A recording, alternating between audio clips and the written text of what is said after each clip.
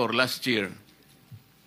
I'm not aware po sa numbers, but since 20... Hindi po kita matutulungan kung hindi nyo alam. Yeah. 2024, ilan po yung projects ninyo lahat?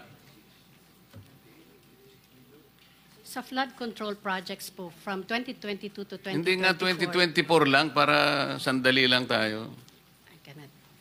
I cannot recall for... O ngayon, 2025, ilan ang pinoprosecute ninyong flood control projects? Sa ngayon pong 2025, wala pong na-award. Wala kayong project ngayon? Sa flood control po, Your Honor. 2024, hindi mo ma-recall.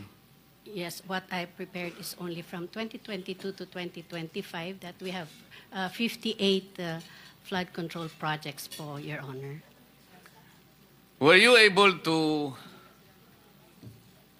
execute several projects at the same time? Halimbawa, sa isang taon, 10 ang inyong ginagawa. Pwede ba yun? Yes po, Your Honor. Okay. Sabihin na lang natin 10 ang projects nyo in 2024. Ilan pong technical people ang hawak ninyo to dedicate them sa 10 projects which you are executing all at the same time? We have several people po. I'm not talking about several people. I'm talking about technical people and technical equipment. Each project must have dedicated personnel. Project A, for example, meron kang 5 na engineers dyan. Iba-iba ang katungkulan yan. Hindi mo pwedeng gamitin yon sa ibang project. Yes, po, Your O, 10 yun. Sabi kanina, inamin mo, there are 10 simultaneous projects being undertaken by your company. Ang ibig mo ang sabihin, kung 5 tao yon, meron ka 50 engineers? May organizational chart po na nakalagay doon. Madam, I'm not talking of the organizational structure. We're talking about your ability to execute 10 projects at the same time. Lalong-lalo na, yung iba nasa Mindanao, yung iba nasa Cebu, yung iba nasa Baguio, isa sa Batangas. You cannot do that. Otherwise, magsisinungaling ka dito. Kasi malalaman po natin ito. Kaya ganito yung pagtatanong namin para makita natin. Kasi kapag sinabi mong you can execute 10 projects in 1 year, kailangan mong magkaroon at the very least 50 engineers. Kasi ang gagawin ninyo, yung nakadedicate sa Project A, yun din ang Project B, Project C. Hindi po pwede yun. Sa kontrata po at sa batas, hindi pwede yun. So kung meron kang 100 engineers sa pool mo, babayaran mo lang ba ng 100,000 na isang... You will have an overhead of about 10 million per month. Hindi kakayanin ng isang kumpanya yun. So lilitaw po at lilitaw. Yun po yung tinatanong ni Senator Bato. Sir, continue. Mr. Chair, 58 within 3 years. So hindi lang 10 yan kung divided by 3 yung 58. Example, ha? Thank you. 10 example lang, sasabit ka na eh. Yeah, thank you, Mr. Chair. With the indulgence of the gentleman from Davao, Mr. Chair, may we invite the Government Procurement Policy Board or GPBB? Kasi po, Mr. Chair, dito po sa listahan na hawak ko rito, isa si MG Samidan Construction na sinasabi sa GPBB ay may poor, unsatisfactory CPS rating. Yan po ang sabi at ilan pa mga kumpanya rito. So can we invite them? Kasi ang tanong po, na blacklist na pala ito. Kasi ang sinasabi po dito, ang guidelines po ng GPBB, pag ikaw may unsatisfactory na performance or poor CPS rating, dapat ikaw ay not allowed anymore to join and receive flood control projects. So may we invite this board para magpaliwanag? Kasi kasama po si Samidan dun, sir, na sinasabi na had poor, unsatisfactory CPS rating at iba pang kumpanya, Equiparco, kasama din po, Tiki, Alertiki, Hightone, Road Edge, Sunwest, Legacy, EGB Construction, ito po kailangan ho siguro may magpaliwanag dito bakit pinapayagan na makatanggap ng flood control projects when in fact, they were already deemed yung kanilang proyekto unsatisfactory, Mr. Chair, at bakit nakakuha pa rin ito ng proyekto mula sa DPWH, Mr. Chair. So may we invite the GPBB to join us on the next hearing, Mr. Chair. Yes, Mr. Senator. And before we continue, let me acknowledge Senator Mark Villar's presence. So, continue, Senator Bato. Yes, You have last still, question, Mr. Chair. Last question. You still have 1 minute. Yeah. Andito bang COA? Sinong COA representative? Morning po, Your Honor. Yes, ma'am. This is on ghost projects already paid. BIR Commissioner Romeo Lumagi Jr. said contractors found guilty of under-declaration or evading taxes will not be issued updated tax clearances, effectively disqualifying them from future government projects and suspending settlement of their current contracts.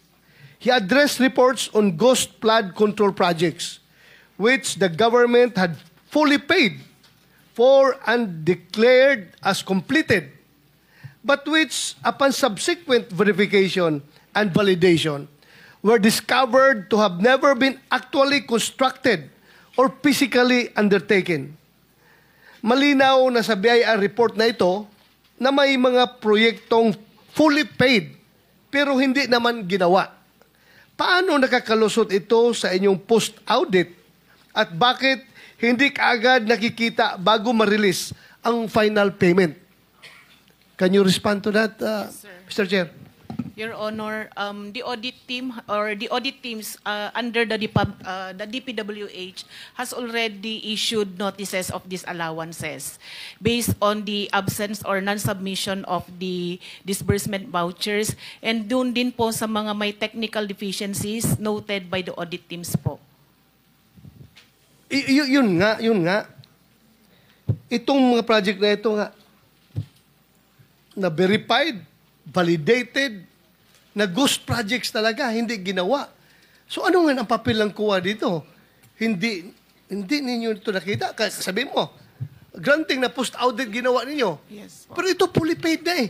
Yes, so po, we Your Honor. presume na Yes po. nagkandak na kayo ng post-audit dito. Meron na po, Your Honor, hindi po siya na post-audit, kaya po nag-issue na po si auditor ng notices of disallowances para doon po sa mga projects na yun, Your Honor. At doon sa mga hindi po sinubmit na disbursement vouchers po. Are you happy with her answer, Senator Bato? I'm not satisfied, Mr. If Chair. I may I'm not satisfied. provide po, Your Honor, for... Ang tinatanong niya po, Madam, Yes po. paano nyo inaudit yung ghost project? Yes, Your Honor. Doon po sa case po kasi ng Bulacan, Your Honor, marami pong hindi na-submit na disbursement vouchers. So, hindi naman, kahit several... Ang ibig nyo sabihin, nagdidepende lang kayo sa mga papeles, sa dokumento? Hindi po, Your Honor. Kaya nga po, dahil hindi po sila nakapag-submit, nag-issue na po ang audit teams ng notices of disallowance. Hindi Kayo, po. mahirap, Mr. Chair, mahirap na puro lang tayo notice of disallowance na klarong-klaro na ito na ghost project. Yes, Your Honor. Yung hindi po kasi pag-submit ng account, sir, or yung disbursement vouchers, pwede pong kasuhan din yung mga persons liable na hindi nag-submit doon sa... Hindi, wag mo muna akong Opo. wag mo akong dalhin doon sa mga papel yan, Opo. mga disbursement na yan. COA, kung mag-post-audit kayo, di ba pupunta kayo sa area, tingnan nyo kung saan ang project. Yes po. O ngayon, hindi nyo nakita. Ano, hanggang kuan lang kayo? Hanggang disallowance lang kayo? O hindi nyo nakita. O ano ngayon? So, hindi ba papilin nyo yan as commission on audit na mag-file lang kaso? Yes po, Your Honor. Yun po yung susunod na Ay, hakbang susunod. po ng Kailan COA. pa susunod? Kasi, Naubos na ang pera ng gobyerno ito. Nabayaran na lahat itong project na ito na hindi nagawa. Tapos ngayon, susunod pa. I am so, alam mo, yung mga tao na nanonood sa atin, sabihin nila, kaya pala naglipana yung ghost projects dahil yung COA, kabagal kumilos. Hindi po, Your Honor. Gusto ko lang pong iklaro na yun pong sinasabi nating Ghost Project na isa po sa mga nabisita ay 2025 transactions po siya. At declared po siya na completed as of July 2025. Yun pong disbursement vouchers po niya ay hindi pa po due for submission noong August po na unang hearing natin. Kailan ninyo mapapailan na kaso ito? Because the people are impatient. The people are impatient with all this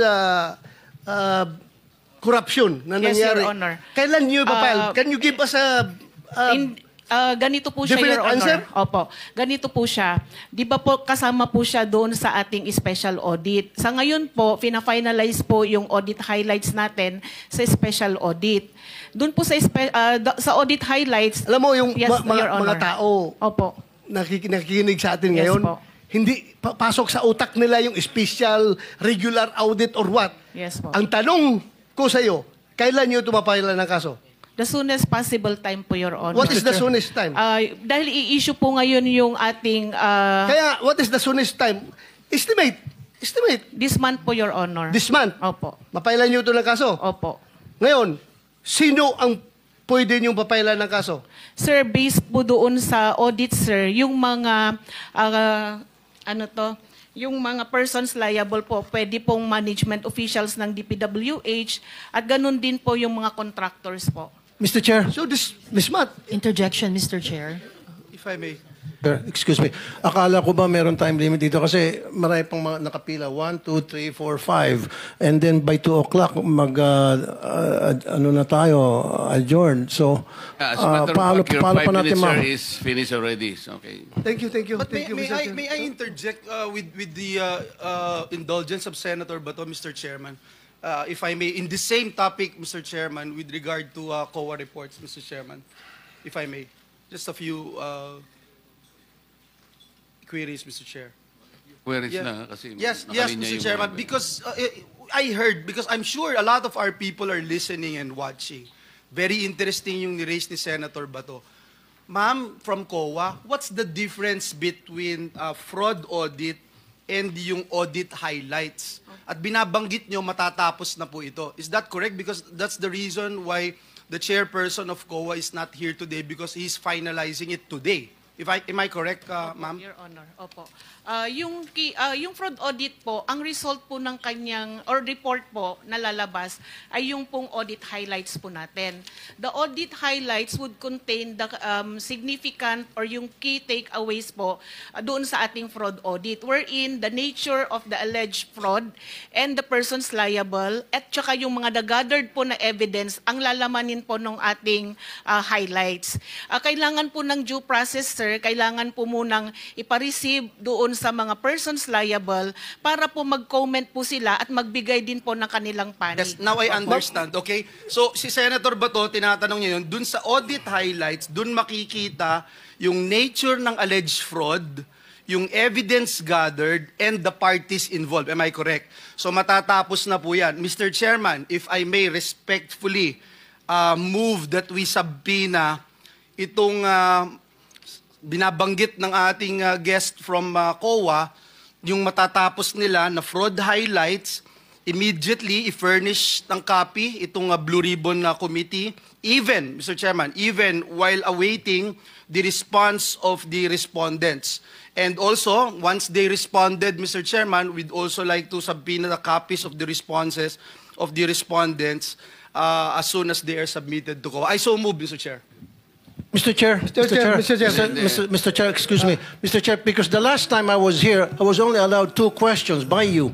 And yet, mga kasamahan ko rito, bilang respeto sa mga kasamahan ko, they were allowed na 1 to sawa. Dapat maging fair ka, Mr. Chair. Pag sinabi mong 2 questions, 2 minutes talaga, you have to stick with it. You're not being fair, Mr. Chair. I am fair kasi nandito ka sa... No, kasi nung last time, sabi mo sa akin, 2 questions lamang. Sabi mo 1 question. Sabi ko, tinitipid mo ako, sabi mo 2 questions. And now, pinapayagan mo kahit na ilang questions. Be fair, Mr. Chair. Teka muna, bago tayo magkaroon ng impression na walang fair dito, noon, sinabi ko na in the earliest statement na nag-uumpisa tayo noon at kinakailangan nating mabakate ang plenary at exactly 2:15, kaya tayo nagmadali. Kaya naman sabi ko sa inyo, pasensya na muna. Ngayon, sa dami ng gustong magtanong, kaya binigyan natin ng tigpa 5 minutes ngayon. Kaya lang, I am following a schedule here. Ito pa yung nandito kung wala na si Senator Marcos, tapos ka na. Mr. Chair. Mr. Chairman, Chair, akala I ko made po a ako yung motion, sunod Mr. kay Chairman. Senator De La I have Rosa. a pending motion, Mr. Chair. I second the motion. And Hindi, duly kasi seconded, Mr. tapusin Chair. muna natin yung bitin na kasi hindi tayo, na para tayo nagpapatintero, Madam Kowa eh. Ang tinatanong napakasimple lang, paano nyong inaudit yung ghost? Bago po bayaran ng COA yan, pipirma ang resident auditor. Pati yung area auditor ninyo, meron kayong area director eh. Ibig nyo sabihin na bayaran ito nung walang pumirma na auditor? Your Honor, ganito po yung procedure natin. Wala na po tayong pre-audit, kaya po ang nagbabayad ay ang pumipirma na lang po. Wala sa akong disbursement pakialam sa vouchers. pre-audit. I'm not asking you about the pre-audit. Meron kayong post-audit eh. Yes, Your Ito Honor. nangyari, ghost project eh. Opo. Tapos na tapos pero walang nangyari. Ang tinatanong namin sa'yo, sino ang pumirma? Bago mapirmahan yun, merong certificate of acceptance, merong certificate of completion, pipirma ang resident auditor. Hindi po pipirma ang resident Anong gagawin auditor, ng Your COA? Honor. Post-audit nga lang po. Kaya po... Ano nga yung post-audit? In your charter, Opo. magkaintindihan tayo. Ito yung inyong charter, sample of services listed in COA Citizens Charter. Financial audit, performance audit, compliance audit, fraud audit, special audit, notice of disallowance, notice of charge, notice of suspension. Among these, alin ang akma doon sa performance ng contract? Opo. Nasaan kayo? Papasok po siya sa compliance, sir. Sus Mariosep, Opo. wala nga ang compliance eh. Ganito po, Your Honor, marami pong observation ng mga auditors natin pagdating po sa compliance nila sa procurement. Sinong mag-a-avail ng compliance? Hindi Sino pa- yung auditee? DPWH po sa case po natin Oo. ngayon, Your Honor. So anong nangyari? Marami pong observation ng mga auditors natin, sir, pagdating po sa compliance nila ng 9184. Kapag ba ang chairman mismo ang pumunta rito, he can present better questions than you, answers than you? Pareho lang din po yung isasagot, Your Honor. Kasi ganun Pareho po ang yung proseso isasagot. natin. Opo. O, sandali lang. Let us follow the... Mr. Chair. Mr. Chairman, Mr. Chair. I'm now being tempted to raise a point of order, Mr. Chairman. I made a motion duly seconded, Mr. Chairman. Kasi nga kung... To